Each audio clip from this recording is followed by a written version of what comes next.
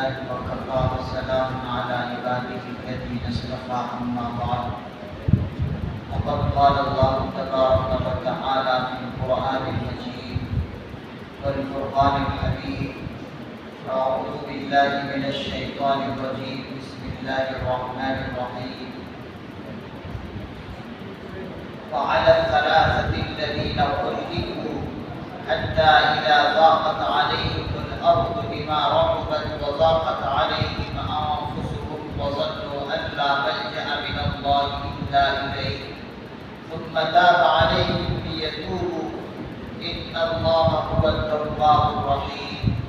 صدق الله العظيم. اور ان تینوں پر بھی اللہ کی طرف سے مہربانی ہوئی. الذین خلفوا جو پیچھے رہ گئے تھے حتی اذا ضاقت علیہم الارض یہاں تک کہ جب ان پر زمین تنگ ہو گئی بما رحبت کشادہ ہونے کے باوجود وضاقت علیہم انفسہم اور ان پر ان کی جانیں تنگ ہو گئی وظنوا اور انہوں نے گمان کر لیا اللہ ملجأ من اللہ الا الیہ کہ اللہ کے سوا کوئی اور ٹھکانہ نہیں ہے. ثم تاب علیہم پھر ان پر اللہ کی توجہ ہوئی لیتوبوا کیوں تاکہ وہ توبہ کرے. ان اللہ هو التواب الرحیم بے شک اللہ تبارک و تعالی بہت زیادہ توبہ قبول کرنے والے ہیں الرحیم بہت مہربان. اس آیت کریمہ کی تلاوت ابھی تراویح کے اندر ہوئی ہے جو کہ سورہ توبہ کی آیت نمبر 118 ہے. اس آیت کا خلاصہ میں آپ حضرات کی خدمت میں رکھتا ہوں. یہ آیت کریمہ اس وقت نازل ہوئی جب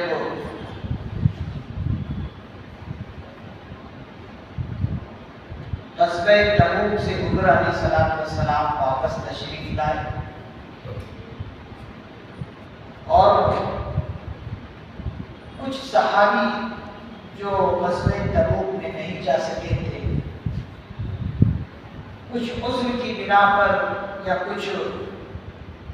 سستی کی وجہ سے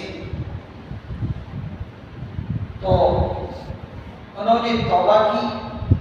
اور ان کی توبہ اللہ کی یہاں قبول ہوئی. اس پر یہ آیت کریمہ کی. یہ جو غزوہ تبوک کا مسئلہ ہے یہ اس وقت پیش آیا جب گرمی شدت کی پڑ رہی تھی اور تقریباً 10,000 صحابہ غزوہ تبوک پر نکلے تھے. اور یہ ایسا غزوہ ہے کہ اس غزوے کے لیے اللہ کے نبی علیہ السلام نے اعلان بھی فرما دیا تھا اور تھوڑے دن پہلے ہی اعلان کر دیا تھا کیونکہ کفار جو ہے تعداد میں بہت زیادہ تھے. اس لیے حضور نے عام جنگوں سے بالکل ہٹ کر اس جنگ کا پہلے ہی اعلان کر دیا کہ اس پر نکلنا ہے. اور مفسر نظام فرماتے کہ سفر بھی لمبا تھا اور شدت کی گرمی تھی اور اسی طریقے سے اور بھی کئی وجوہات تھی. تو اکثر صحابہ نکل گئے لیکن کچھ منافقین جو ہے رہ گئے اور اسی طریقے سے کچھ دل کے سچے صحابی بھی سستی اور کاہلی کی وجہ سے رہ گئے. ان میں سے تین صحابی رسول صلی اللہ علیہ وسلم کا نام آتا ہے. ایک ہے حضرت کعب بن مالک شامر رضی اللہ عنہ اور ایک ہے مرارہ بن ربیع رضی اللہ عنہ اور ایک ہے ہلال بن امیہ رضی اللہ عنہ. یہ تین صحابی ہیں جو غزوہ تبوک میں نہیں جا سکے. جب نہیں جا سکے یہاں تک کہ حضور علیہ السلام غزوہ تبوک سے واپس آنے کے بعد ان تینوں صحابی کو اپنے نہ جانے پر لچیلا ہوا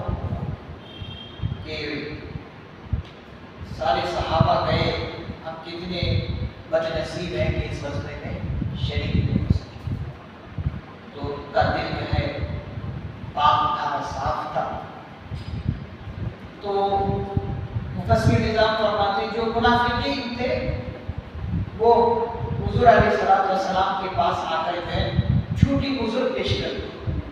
اور حضور نے ان کے عذروں کو قبول کر دیا، اس لیے کہ انسان کے ظاہر پر فیصلہ ہوتا ہے، دل اس کا کیسا ہے وہ نہیں کہہ سکتے۔ تو حضور نے منافقین کے ظاہری حالت کو دیکھ کر ان کے عذروں کو قبول کیا، اور ظاہری حالات کی وجہ سے حضور نے معاف کر دیا، اور باطنی حالات کو اللہ کے حوالے کر دیا۔ یہ منافقین تھے، لیکن یہ جو 3 صحابی تھے انہوں نے سوچا کہ دیکھو ایک تو ہم سب جو ہے اس غزوے میں شریک ہونے سے رہے، ایک گناہ ہو، اور اگر دوسرا گناہ یہ کرے کہ حضور کے پاس جھوٹ بول کر چھوٹ جائے تو یہ دوسرا گناہ ہوگا، اور حضور کی ذات ایسی ہے کہ اگر ہم جھوٹ بول کر ان منافقوں کی طرح نکل بھی جائیں تو حضور کی ذات ایسی ہے کہ ابھی تھوڑے دیر کے بعد ہی معلوم ہو جائے، حضور کو معلوم ہو جائے گا کہ سچائی کیا ہے۔ تو ان تینوں صحابی نے جھوٹ نہیں بولا، بلکہ جو جن کے عذر تھے وہ حضور سے آ کر عرض کر دیا۔ ایک صحابی ہے ہلال بن امیہ رضی اللہ عنہ، یہ ایسے ہیں کہ ان کا جو باغ تھا کھجور کا، پھل بہت آیا ہوا تھا، تو پھل آنے کی وجہ سے انہوں نے جو ہے اس باغ کی خدمت میں لگ گئے کہ اچھا موقع ہے، گرمی شدت کی پڑ رہی ہے، جانا کہاں، ادھر چلو باغ ہی میں لگ کر رہ جائیں۔ اسی طریقے سے ایک ہے مرارہ بن ربیع رضی اللہ عنہ، ان کے پاس بھی کچھ عذر تھا، وہ عذر آ کر پیش کر دیا، یعنی سچ آ کر حضور کی خدمت میں آ کر عرض کر دیا۔ اور ایک ہے کعب بن مالک رضی اللہ عنہ، یہ ایسے صحابی ہیں ان کے پاس بھی جو ہے باغ تھا، اور ان کے باغ میں کھجوریں زیادہ تھی، اور پچھلے زمانے سے اس سال جو ہے ان کی حالت بہت اچھی تھی، خوشحال گویا کے تھے۔ مفسر نظام فرماتے ہیں کہ حضرت کعب بن مالک خود کہتے ہیں کہ میرے پاس کبھی 2 سواری زندگی میں آئی نہیں، تو اس بار میرے پاس 2 سواری آئی۔ تو یہ لوگ یہ جو ہے ٹالتے رہے کہ ابھی تو میرے پاس ٹائم ہے، ابھی نکلے ہی ہوں گے، جا کر جو ہے میں فوراً حضور کے صحابہ سے جا کر مل جاؤں۔ اس طرح سے حسوسی کرتے یہاں تک کہ حضور غزوہ تبوک سے واپس آ گئے۔ تو یہ حضور کی خدمت میں آ کر عرض کر دیے۔ حضور نے ان لوگوں سے کہا کہ تمہارا عذر قابل قبول نہیں ہے، اب میں تم تینوں کو اللہ کے حوالے کرتا ہوں۔ سارے کے سارے صحابہ کو حکم فرما دیا کہ ان تینوں سے بات ہی نہیں کرنا، مقاطعہ کلام بھی بند کرا دیا ان تینوں سے، یہاں تک کہ یہ تینوں جو ہے اپنے گھروں میں رہنے لگے۔ کہتے ہیں کہ ایک دن گزر رہا ہے، دن پر دن گزرتے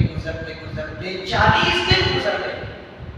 یہ تینوں صحابی نماز میں مسجد نبوی میں آتے تھے، اور حضور کے آسو پاسو میں آ کر بیٹھتے تھے، سلام کرتے تھے تو حضور جو ہے روایت کے اندر آتا ہے کہ منہ پھیر دیتے تھے،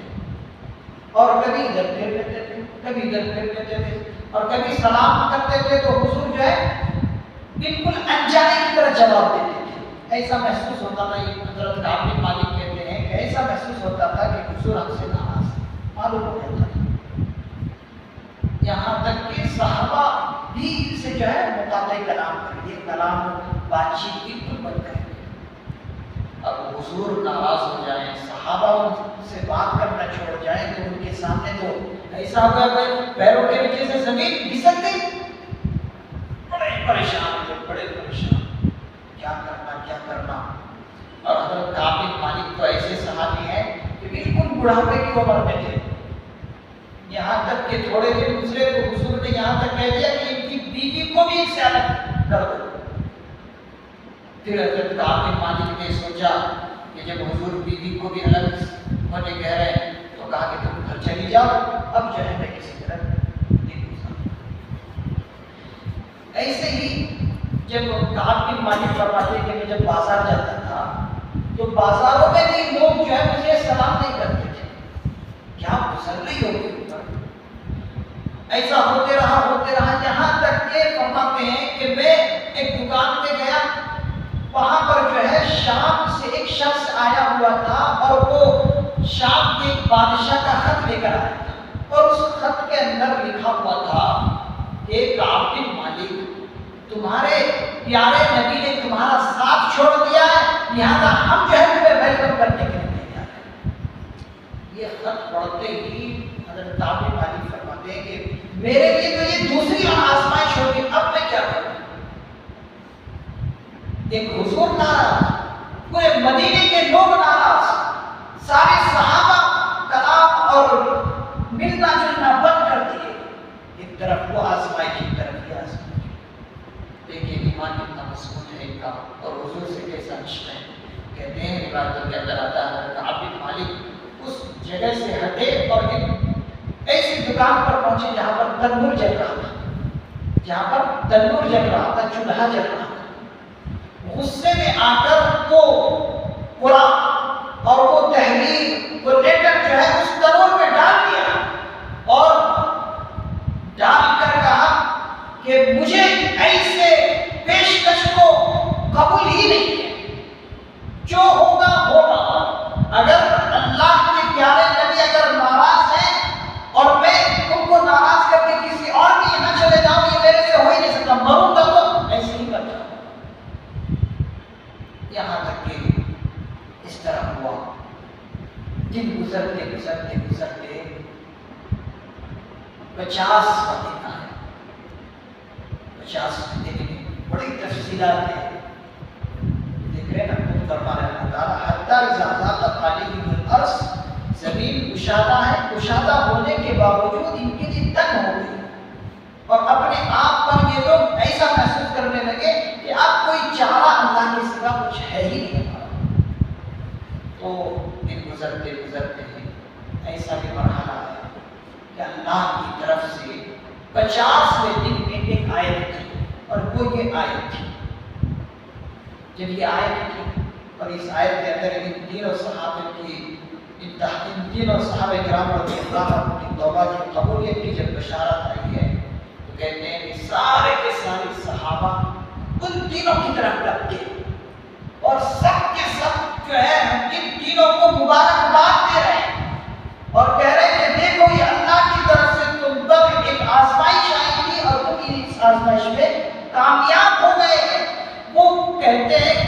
کہ میں حضور کی طرف دوڑا، کعب بن مالک کہتے ہیں کہ میں حضور کی طرف دوڑا اور حضور سے کہنے لگا کہ اللہ کے رسول صلی اللہ علیہ وسلم آج آپ کا چہرہ بالکل کھلکھلا رہا، چمک رہا ہے، کیا یہ آیت جو صحابی سنا رہے ہیں یہ آپ کی طرف سے یا اللہ کی طرف سے ہے؟ حضور نے فرمایا یہ میری طرف سے نہیں ہے بلکہ اللہ کی طرف سے تم پر بشارت آئی ہے، جاؤ تمہاری مغفرت اللہ کی طرف۔ تو دیکھیے یہاں پر کتنی بڑی آزمائش، ایک تو خود آزمائش میں مبتلا، یہاں تک کہ بیوی چھوڑنے کے لیے حضور نے کہا اس کو بھی چھوڑ دیے، اور یہ جو باغ تھا ان تینوں صحابی میں سے جن کے پاس، انہوں نے کہا کہ یہ باغ اس غزوے میں جانے کے لیے میرے لیے رکاوٹ بنا ہے، میں اس باغ کو اپنے پاس رکھوں گا، اس کو صدقہ کروں گا، پورا کا پورا باغ جو ہے اللہ کے راہ میں صدقہ کروں گا۔ تو دیکھیے کبھی کبھی آزمائش آتی ہے، ان آزمائشوں سے انسان گھبرائے نہ بلکہ اللہ ہی کی طرف رجوع کرے، جیسے یہ اللہ ہی کی طرف رجوع کرے، ہر وقت روتے رہتے تھے اور اللہ کا کرنا ایسا ہوا کہ ان کے لیے قرآن کریم میں آیت اللہ نے اتاری۔ تو یہ ہے صبر کا پھل۔ اللہ تعالیٰ سے دعا ہے اللہ تعالیٰ ہمیں صحابہ جیسے ایمان نصیب فرمائے اور حضور سے وہی محبت عطا فرمائے جو صحابہ کو حضور سے محبت ہوتی۔ اللہ تعالیٰ سے اللہ تعالیٰ ہمیں عمل کی توفیق نصیب فرمائے۔